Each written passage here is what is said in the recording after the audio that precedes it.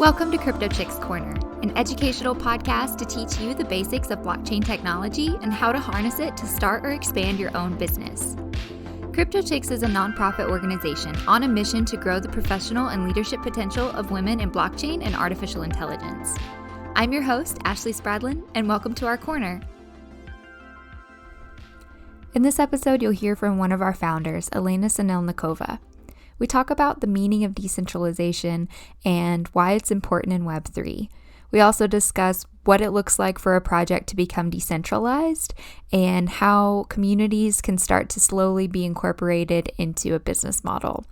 It's an exciting conversation, and if you've had a hard time wrapping your head around why Web3 was created or what it really means for something to be decentralized, this episode is for you. Here's our conversation.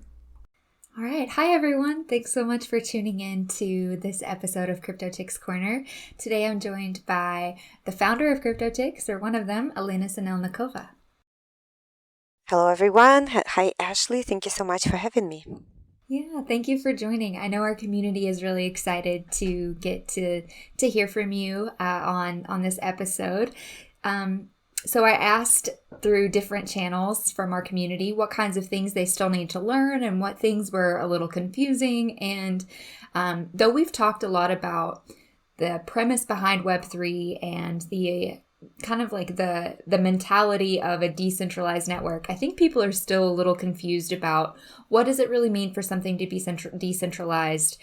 How can people learn more about whether or not a project is decentralized? And how does that kind of roadmap work from starting a project to releasing it to the community? And at Metis, you are really leading that not only just in our company, but within the space, within Web3 in general. So I'm really excited to have you on to talk about that today. So could you start with just explaining a little bit about your understanding of decentralization and why it's important?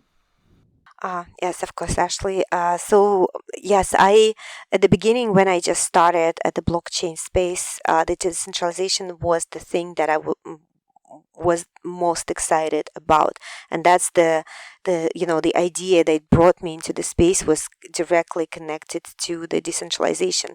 I saw that blockchain technologies actually provides us the exact infrastructure to implement such a decentralization. And decentralization means to me that there is no single person or single party or single entity that controls something, that controls the projects, that controls the platform, that has the power over people's lives. And so this is kind of like removing this single point of failure, and that's what decentralization means, at least for me. And I know for different people, when they say decentralization, it means completely different things. So you always have to ask, what does it mean for them? So for me, decentralization means removing any single point of failure, whether it's a platform or it's a community or it's governance or it's like any entity. If there's single point of failure, if there's a single person or single organization that holds in all the power and can take away anything like access from the people or anything else, that is centralization. And of course, when there is lack of so, it is a decentralization. Awesome. Yeah, I learned a lot of everything that I know about Web3 from you, from CryptoChicks, and from Metis, but my understanding is quite similar, that decentralization essentially means a redistribution of power and control. So everybody has a voice if they want to have one. If you're involved in a community or a project, then you have a say in how it's run, or you can take part in the returns or the governance or, whatever the case may be.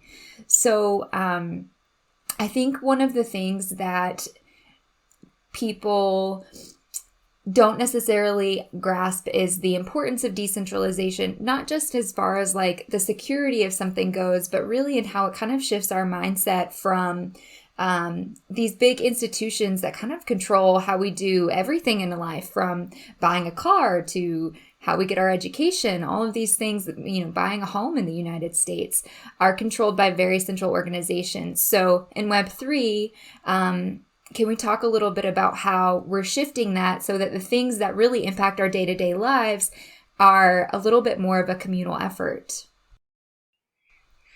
Yes, like for example, me as a CEO of Metis, which is the Web3 economy platform for business, we are building a platform for businesses, decentralized, and that is for basically all the business founders in the world. What is very important is what this platform is based on, the technology, the underlying technology. So we basing this technology on a blockchain, and this blockchain is decentralized. It means that what is a blockchain? It is a platform where the infrastructure, where all this data, the database for the platform, all the businesses will be located. And let's say that if if it would be in control of one single party, of let's say me as the CEO, or my co-founders, or the Metis organization, that could be probably having that single point of failure that I was talking about, and that creates the risk. It creates the risk that this power could be abused.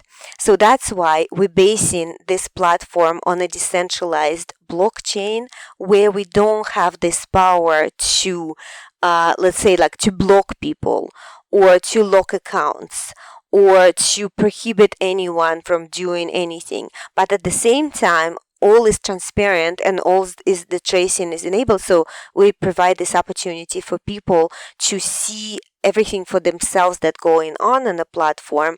But at the same time, we don't have this upper hand to to take away, somebody's business or somebody's access or anything like that. So this provides like, this is very different from what we used to, like any platforms, like for example, all the Google, Facebook, Instagram, or, any platform that you take, it has this centralized component, which is, from one point, it's probably good because it can control behavior of the bad people.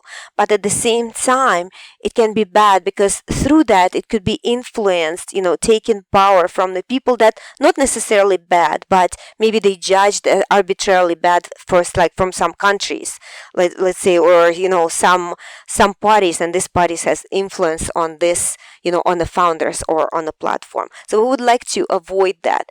If we don't control that platform, it means no one controls that platform. It means that there is this full freedom for businesses to exist in this free environment, free and open space. And those businesses who would like to, join and exist on this platform, they have a choice to do so.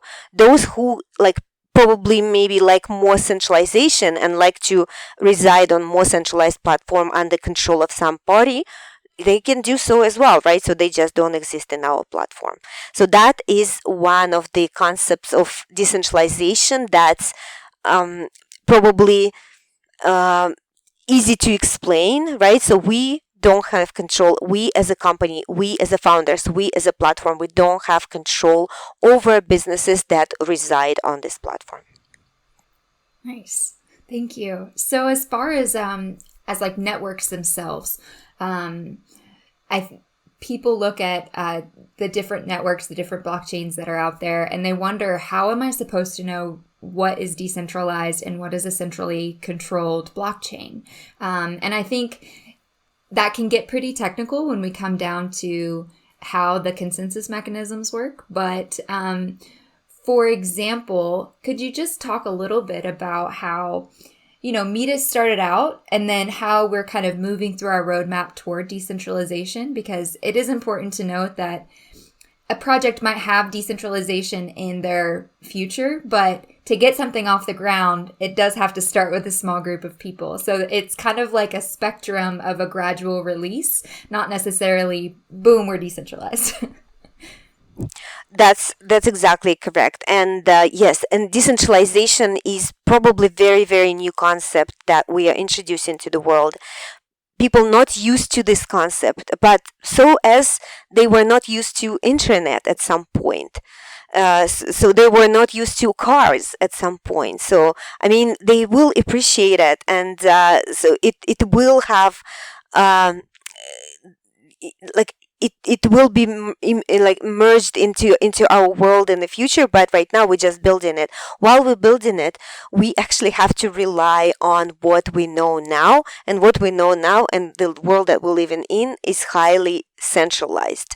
We are living under governance of our governments, of our, of course, laws, and and we can live in decentralized space according to the laws as well. They just will be governed in a different way, right? So without people forcing, but maybe with people just having that uh, realization that everything is open and visible, and there's nothing to hide, and there's nowhere to hide as well. So that is just a different concept. But yes, as we're building it, we're probably building it starting from the centralized system and then decentralizing gradually. We do it for many reasons. So one of the reasons is that people's minds, like people that come to us that are not familiar with the decentralization, they need to grow into it, and so as technology as well. So let's say, like with the mind of people, it is probably somewhat difficult to understand decentralization from very beginning, but it's like how it is that you don't have a CEO, or how it is that I have to respond, like I have to be responsible for my own action, how it is that I don't have a big brother that watching over me. So these are the questions. So we're starting from the centralized model, and then giving power into the people more and more, teaching them responsibility, making them into basically responsible adults. So, and that is grows within a organization as well. So that's why we started from having the CEO, having the co-founders, and then team members. But then as we grow, the team members actually takes the matters into their hands, and they start also leading their own lines of businesses and so on and so forth, forming this decentralized system. Second thing, it is easier also to start building technology starting from the centralized something. Like, for example, when we build in Metis, and this Metis is a layer 2, which has this kind of like single computer that writes the transactions, and that single computer we call it's a sequencer, and we start from one sequencer being centralized, writing that transactions all the time. But that one sequencer, that one computer, is exactly creating this single point of failure, and there is a need to actually introduce into the technology multiple computers, multiple systems. So the members of the community, of the Metis community, can take can have the ownership of this each sequencer. Let's say, like, we have thousands of sequencers, there's thousands of nodes that controlled by people. Of course, there is the whole economy that built in, that this it's not only that you own this computer, but you also have the responsibility. You are stake certain amount of funds, and so there is this incentive punishment mechanism, incentive penalty mechanism that embedded into it, so to remove the bad actors and only to promote the good behavior. But at the same time, this one single computer all of a sudden become system of multiple computers, of multiple sequences that controlled by members of community, many people, and therefore removing this single computer or single point of failure, right? So that is done sort of from both sides, from the organizational side when we are decentralizing as an organization, but at the same time decentralizing our technology as well to remove these single points of failure. Yeah, I think maybe the next episode of the podcast, I'll do an explanation of the different actors within a blockchain system so people have a little more understanding of like what a verifier actually does and what a sequencer does so that they get a clearer picture of how these can very quickly become single point of failure weaknesses. So thank you for that. I think it's awesome to highlight too that beyond the technology, even like within decision-making processes, projects can become decentralized. So as a network, we have decentralized technology, but as a project, as a group of people working together, we can decentralize some decision making. And a lot of projects are able to do that with their governance. So would you talk a little bit about how somebody can look at a project and determine, how much of a say that they might be able to have or how they might participate in a DAO's project? Mm-hmm. Yes. So this is so how can we find out if the project is decentralized or centralized? So the analogy here, the good analogy here is with the political system. How do you know if the political system is democratic or not? So if you have one, the monarch, for example, that there is this, single point of failure, the monarch that is ruling them all, or, our dictatorship, right? So something like that. If you have, House of Commons, House of Representatives, and there's more democratic system, there's more players in the system, and they have this let's say like voting mechanism, the decision making mechanisms inside which and maybe also the elections that the process of electing this representatives into like or the parliaments, so these systems, so exactly this how you have to look at the projects, how the projects are governed. If the project have DAOs that is governed, or six systems of, like in the meetings we call them eco nodes, is that the systems of the organizations that is carrying on single lines of businesses, and they also have the the foundation, like a board of directors that are consist of this organizational leads from them, and there is some decision making process in the form of voting and in the governance. And so there's not one single party, one CEO, or one founding team that making the decisions, so that that there is a decentralization. So you have to look at the at the organizational structure. Second point, and again, you have to look at the technology. How decentralized is the technology? And for instance, in a blockchain, and there, I have also the parallel to the more familiar world, let's say the world of business.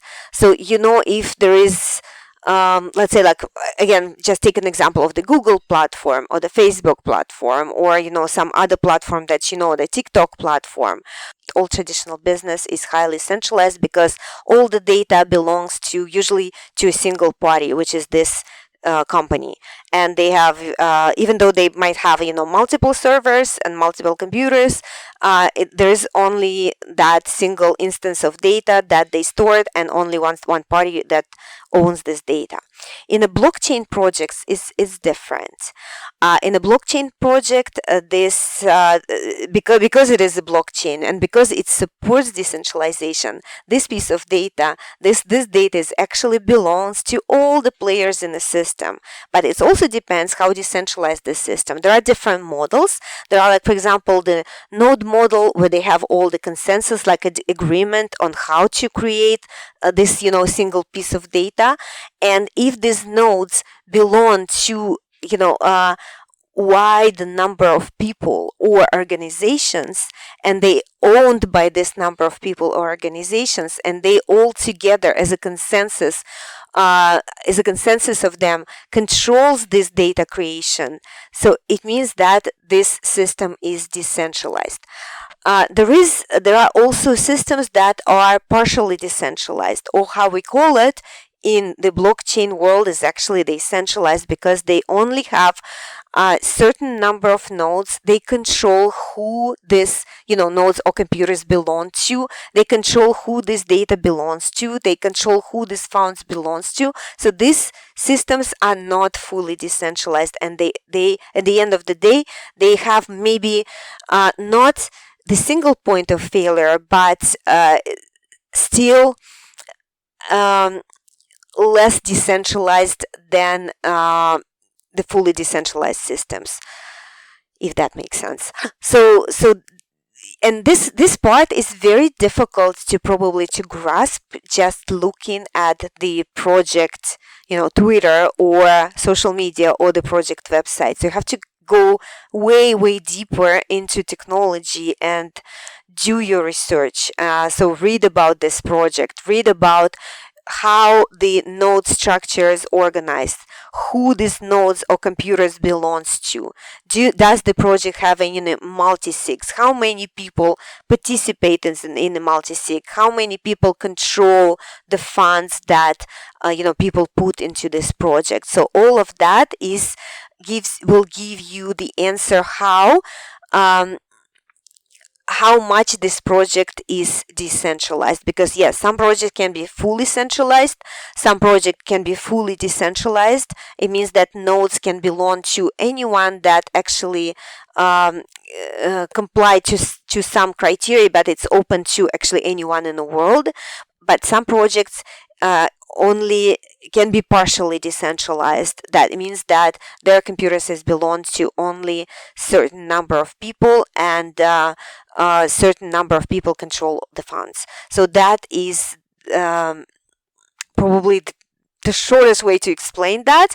But of course, the decentralization is not an easy subject probably to grasp, to explain, and to understand. So you have to invest a little bit of time into studying all that.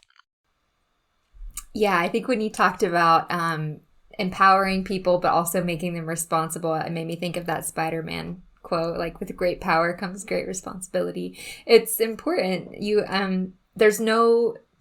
It's not like you can just like read a blog article and have a grasp on it. This is a whole new industry, and it's a real shift in thinking. So it takes a little time, and so there's some patience that comes along with that.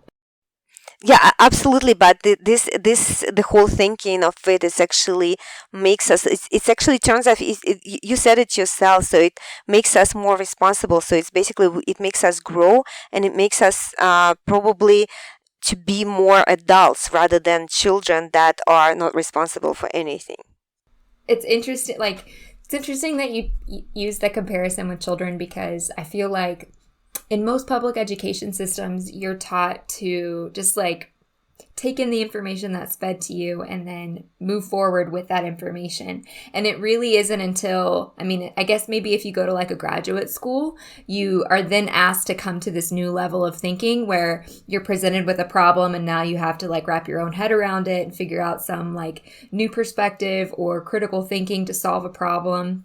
And I don't feel like there's a whole lot of that happens in even a regular undergraduate school program. So it's understandable that people struggle with that, because they've never really had to do it before, unless they nixed the whole education route and went into being a business owner and entrepreneur right out the gate. And that real life experience teaches you so much. So this is an opportunity for everybody, myself included, to push themselves a little bit.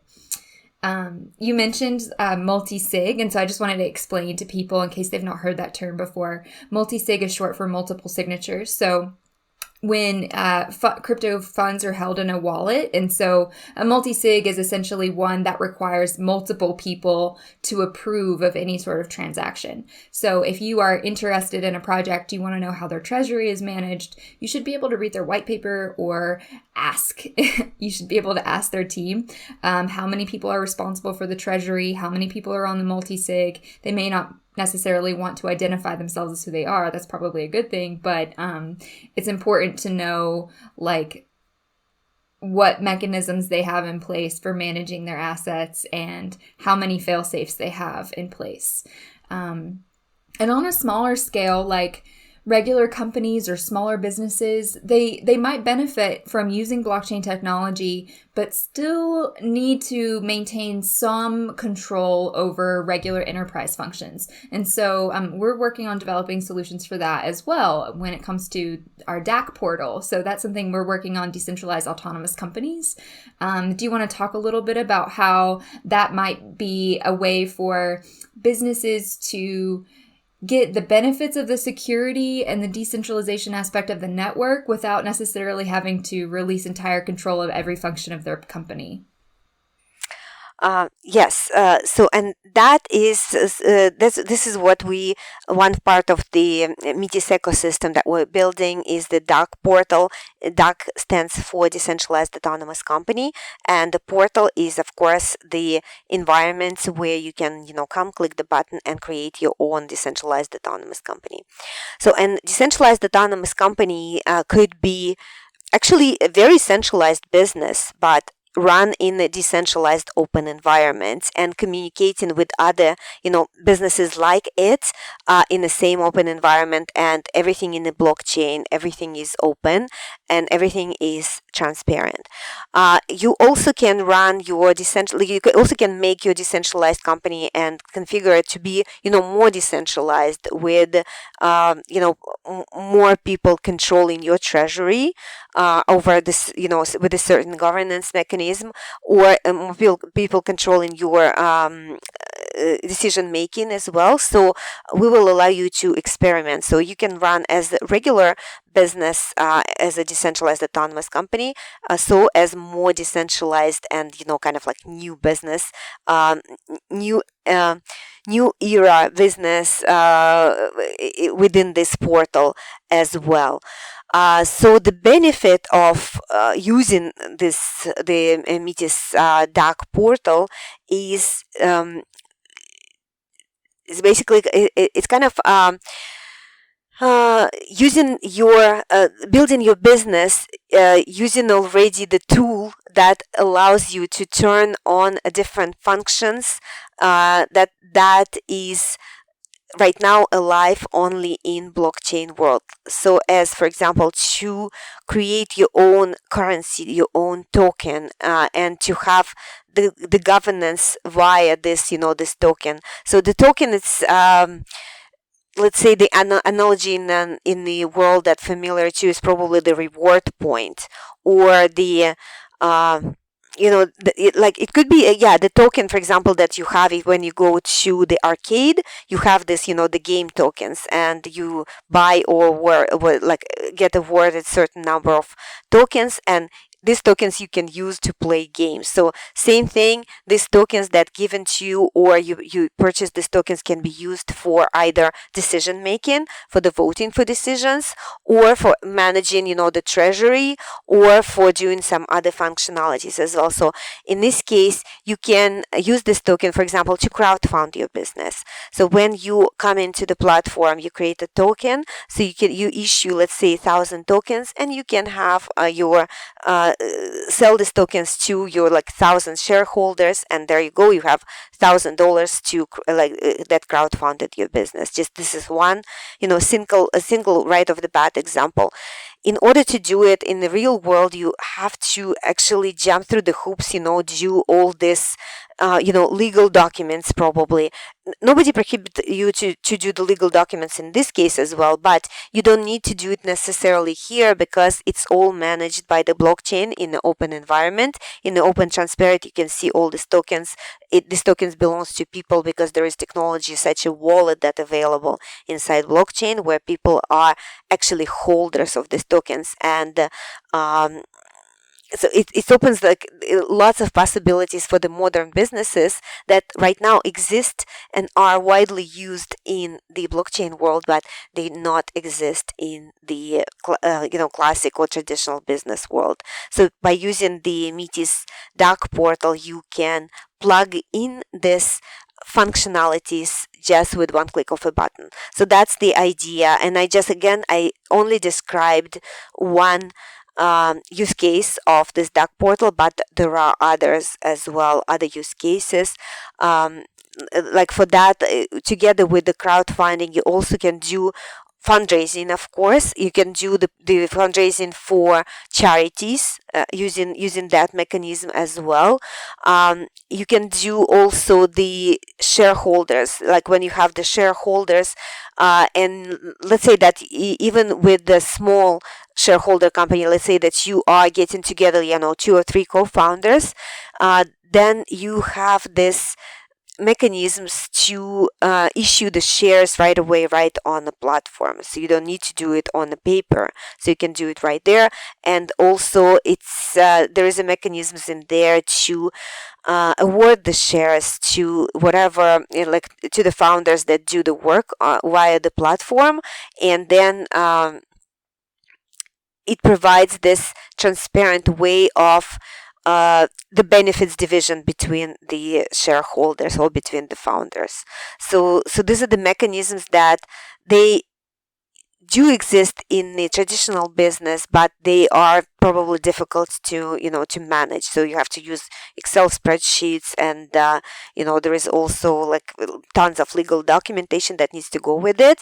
But Dark Portal just simplifies this process for you, and also there is lots of community building, let's say, capabilities inside that too, because then using this, the blockchain, the open environment, you can give tasks to your community members, to your users, to your future users, and also reward them with your tokens, and therefore build your community, do the marketing, do the community building, do like promotions, do the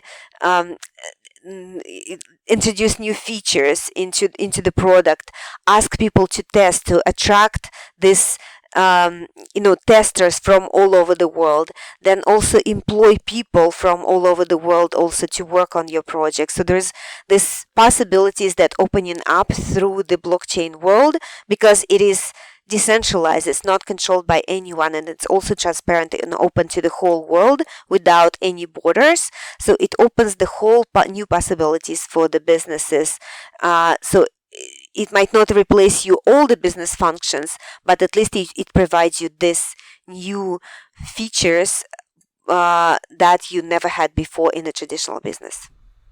Yeah, thank you. I'm actually going to talk with a project to do another podcast interview with them on Saturday, because they're a Web 2 business, and they're looking at coming to Web 3 to bring some of their business to blockchain just because it's cost saving. So even if you have just a small element of your business is digital, the opportunity to expand into a global market with ease and to make your transactions very quick and very cheap is worth it, even if all of the operations and everything remain within your company and the select people that you choose. There's certainly and kind of like a buffet of options that you can choose from and different benefits that you can kind of curate to suit your specific needs.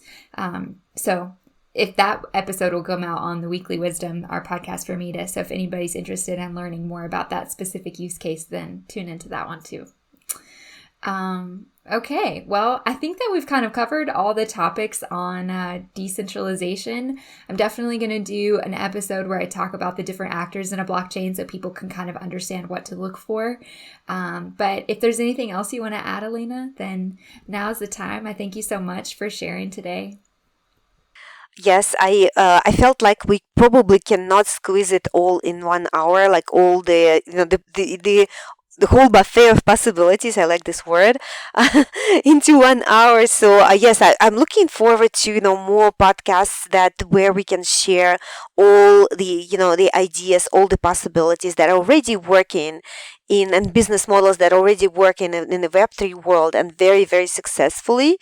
And we would like to introduce these possibilities to the people of the, the business world, and that don't know about that, and also kind of like take them by the hand and help them to get into this buffet of possibilities. Yeah, absolutely. Well, we're working on it. It's a long road. I find that if you're getting new information, you usually have to hear it like 6 or 7 times to really comprehend something. So, and smaller bits is helpful. So if you're learning and this is overwhelming, remember to keep at it and try to take small bite-sized pieces. That's why we like to keep these episodes relatively short, because it's a lot of new information for newbies. So thank you.